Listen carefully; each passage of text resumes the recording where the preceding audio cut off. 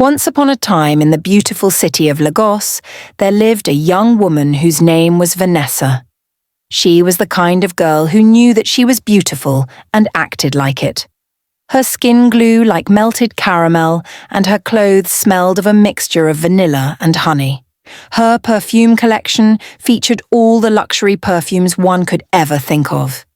Her wardrobe was every girl's dream, as Vanessa lived the life that men could only dream of with the wealth.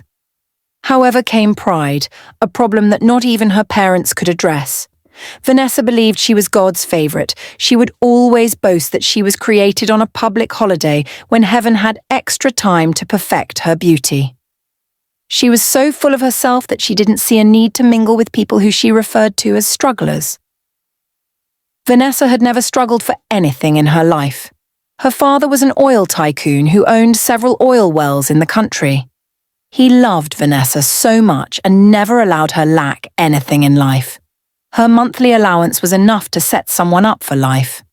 But Vanessa did not see it as enough. She always demanded for more, knowing that her father could never say no to her.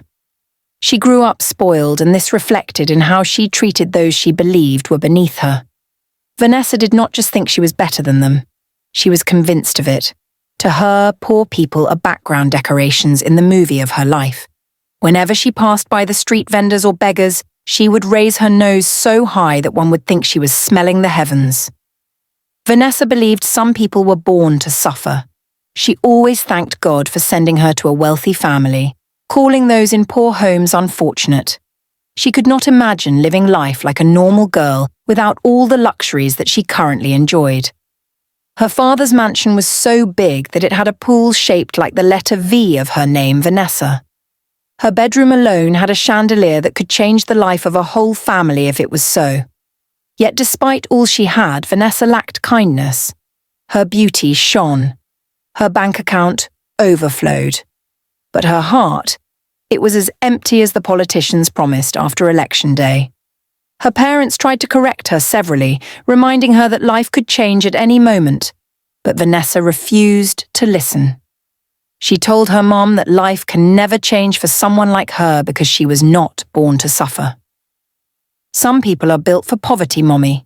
I, Vanessa, was built for enjoyment. Her maids did not like her much because of how wickedly she treated them. They called her Madame Pride because all Vanessa did was treat them like dust beneath her feet. She would yell at them for the smallest things, reminding them how poverty had messed up their sense of reasoning. Vanessa always blamed their poor background for any mistakes that they made. She hated poor people and believed they carry some kind of invisible curse that could infect at any given opportunity. To Vanessa, helping the poor was like throwing money into a trash bin. Pointless, dirty, and beneath her dignity. One afternoon when the Lagos sun was blazing and the road shimmered like melted glass, something happened that would change Vanessa's life forever. Vanessa was in her room lying on her king-size bed wrapped in soft blankets. She was scrolling through Instagram, liking only pictures of rich people and skipping those of her old schoolmates who she believed were not on her level. Suddenly there was a loud knock on the gate. The gate's man slowly opened the gate to see who it was. There stood an old woman, frail, looking with dusty feet and hands that trembled as she held out a bowl and begged for some water to drink. "Please, my son, I beg you," the old woman whispered weakly. "Just more water. The sun is too much. I'm thirsty." Clay felt pity for her. He took the bowl and was about heading inside to fetch some water for her when Vanessa approached the gate angrily. "Who is making noise at my gate?" Vanessa said, her face twisting like one whose patience was now running thin. When she saw the beggar, her expression changed from irritation to full-blown disgust.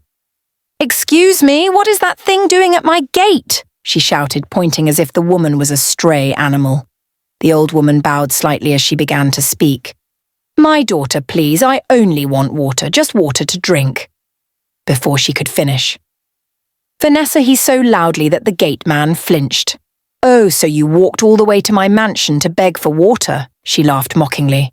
"You think because your life is hard that you can come and disturb me? You want to use your poverty-stricken hand to knock on my gate? Do you know who I am?" The old woman looked at her with tired eyes. "I am only testing my daughter. Please help me with water." Vanessa rolled her eyes dramatically as she rebuked the woman for referring to her as her daughter. "How can a poor, wretched woman like you be my mother? I reject it," she said as the woman apologized and asked for and asked for water again. Filled with so much anger, Vanessa walked into the compound, grabbed the bucket of water and poured it on the old woman, who stood there drenched from head to toe. The old woman gasped as the freezing water hit her skin. Kunle stood frozen, unable to speak, as Vanessa gave the woman a piece of her mind. "Next time, if you need water, drink your sweat and never you come close to my house again," she said as she ordered Kunle to lock the gate. Vanessa grumbled as she returned to her room. She felt no atom of remorse for the old woman, whose only crime was being poor and thirsty. Vanessa decided to post on Instagram. She took a video of the old woman earlier and decided to create a content that she knew would go viral. Vanessa posted the video online with a caption that set social media on fire. Why do beggars exist? Why do they even choose to live when they know their life is nothing to write home about? Imagine this beggar coming to my mansion to knock and beg for water. It's the audacity for me. These beggars need to know where to draw the line, she said as few people laughed and supported her post. Others bashed her for being so insensitive, but Vanessa had a savage answer for each and every one of them. Feeling fulfilled, Vanessa decided to take a nap. She felt a pang of headache and blamed the poor woman for it. Hours later, she woke up and everything was wrong. Her room was gone, her chandelier was gone, her AC was gone, even her silk sheets and mansion were all gone. Vanessa was lying on the hard, dusty floor inside a small, smelly house. Her skin was now wrinkled and her clothes old and torn. Her feet were bare and cracked as she screamed out in terror and ran outside. People stared at her like a mad woman as she ran towards a nearby car to look at herself.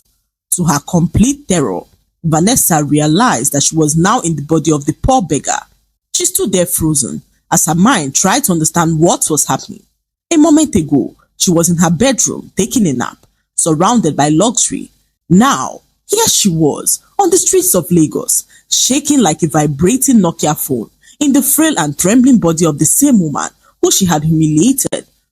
No, no, this cannot be, Vanessa screamed as she began to yell out for help.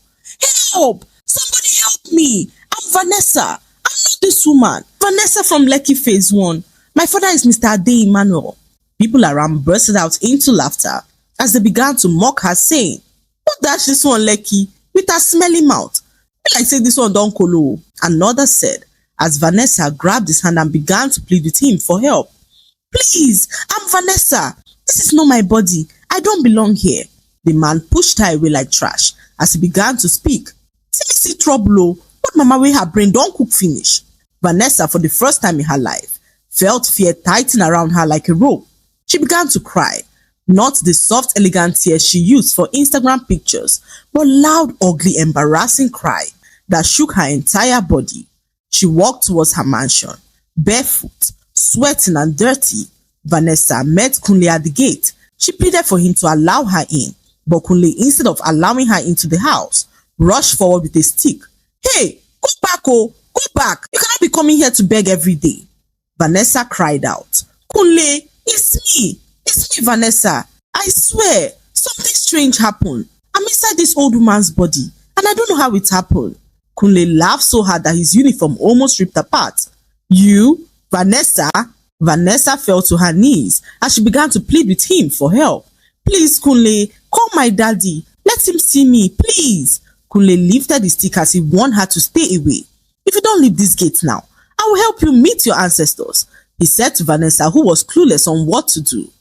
As they stood there, the gate opened and out stepped the old beggar, who was now standing there in Vanessa's young body.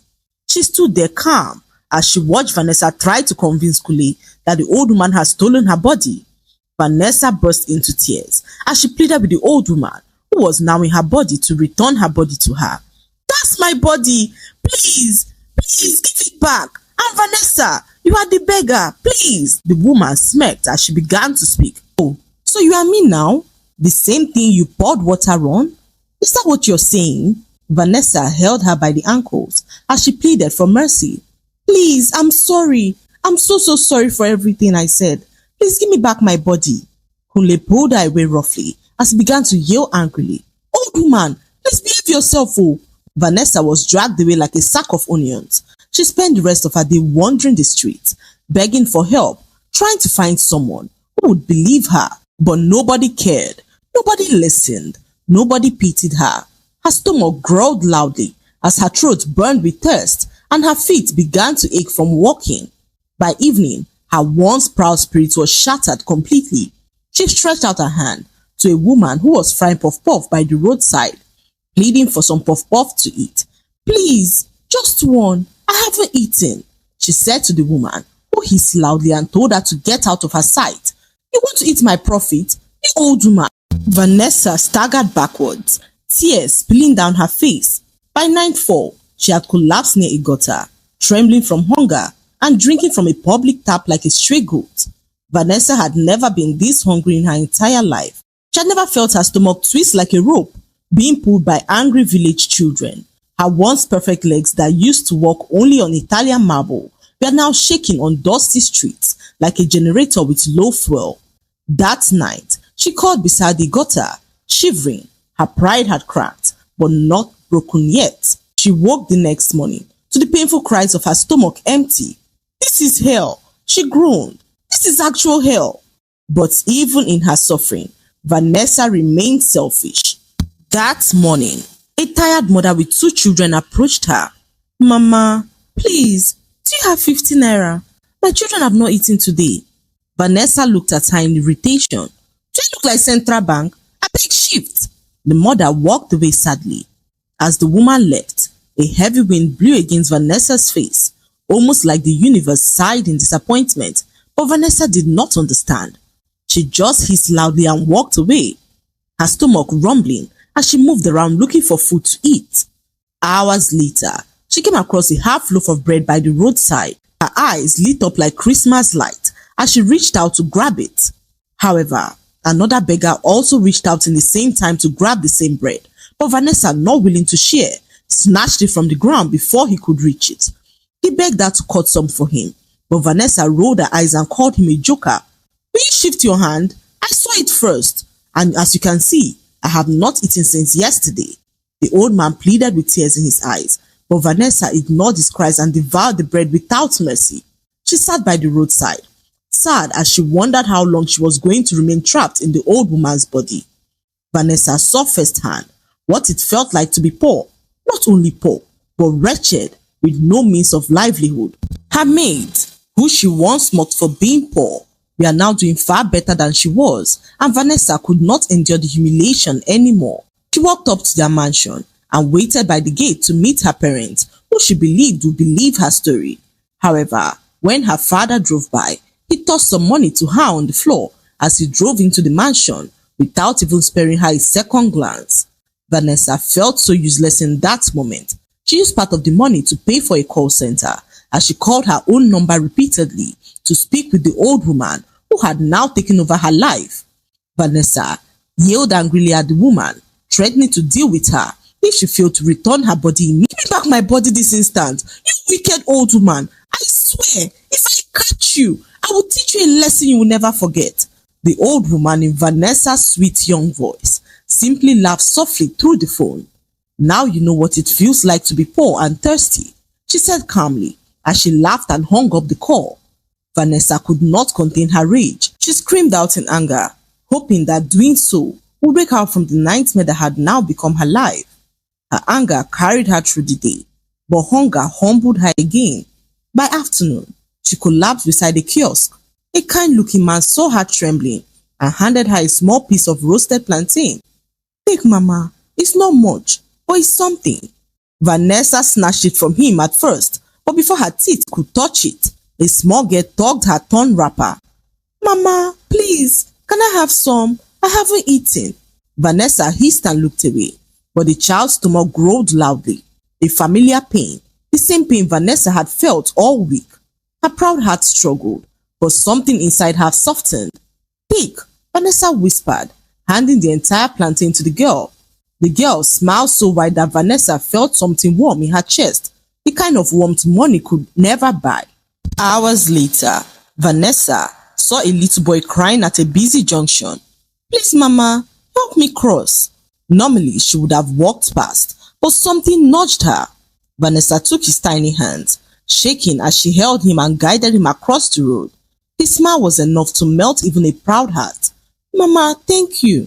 Vanessa blinked back tears, as nobody had ever thanked her with such sincerity in their voice. She loved how she felt in that moment and decided to always do good. The next morning, just as Vanessa was walking around in search of food, her eyes caught sight of a woman whose dress was stained with menstrual blood. Vanessa could see some men laughing and whispering to themselves as they pointed at the woman who had no idea that her dress was stained. Vanessa, without thinking twice, rushed the woman and tied the scarf around her waist. The woman froze. She touched the scarf, then looked at Vanessa with trembling eyes. "Oh my God, thank you. Thank you so much," she whispered, her voice cracking with embarrassment and relief.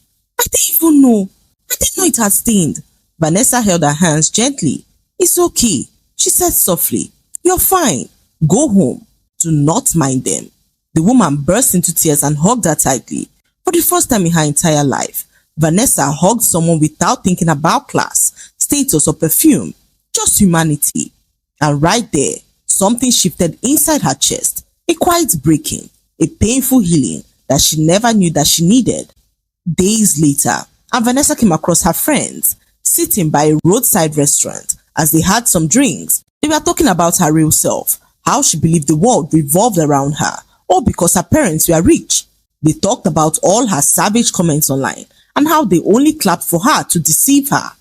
One even revealed how she created a fake profile just to troll her online, and the others laughed loudly, clinking their glasses together. Vanessa stood not too far away, invisible to them in her old wrinkled body. She recognized every voice, every laughter. Those were the same girls who used to hype her, post her pictures, call her Queen V, followed her everywhere like perfume. They laughed as if her entire existence was a joke. The loudest amongst them, Anita, said, "Vanessa thinks everybody is jealous of her. Meanwhile, she has nothing except her father's money. Remove daddy and she's an empty vessel that ends up making the loudest noise." Another went on to add, "Honestly, Vanessa is not even a good person. She's just fine. That's all. No kindness, no humility, nothing. If not that her parents are rich, you will never catch me dead with an unruly girl like her." Imagine her wickedness to that old woman. God will punish her one day. They all burst into laughter again, sipping their drinks, calling her stupid, shallow, empty, fake, and heartless as Vanessa staggered backwards holding her chest. It hurt. It hurt more than hunger. It hurt more than her thirst, more than sleeping beside the gutter. She realized in that moment that nobody truly loved her, not even her so-called friends. They only loved what she had and were with her because of it. Tears poured down her old wrinkled cheeks as she walked away, each step heavy like her heart was carrying a cement. For the first time, Vanessa understood what it felt like to be laughed at with no voice to defend yourself. Later that evening, she curled up beside an abandoned shop and wept bitterly. She could not believe how she belittled others just to make herself feel better. Vanessa remembered how she treated the poor old woman whose body she now possessed.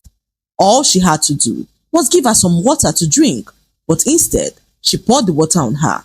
Not caring how inhumane her actions were, Vanessa wept as she began to apologize, promising that if she ever gets back to her body, she would be nothing but kind and considerate towards others. Her tears soaked the dusty ground as she cried herself to sleep. The next morning, Vanessa woke up to the shocker of her life. She was now in her room, lying down on her soft bed, which she had missed for all these weeks. Her eyes widened in disbelief to realize that she was finally back in her own body. "Oh my God!" Vanessa screamed, grabbing her face, her hair, her body. It's me!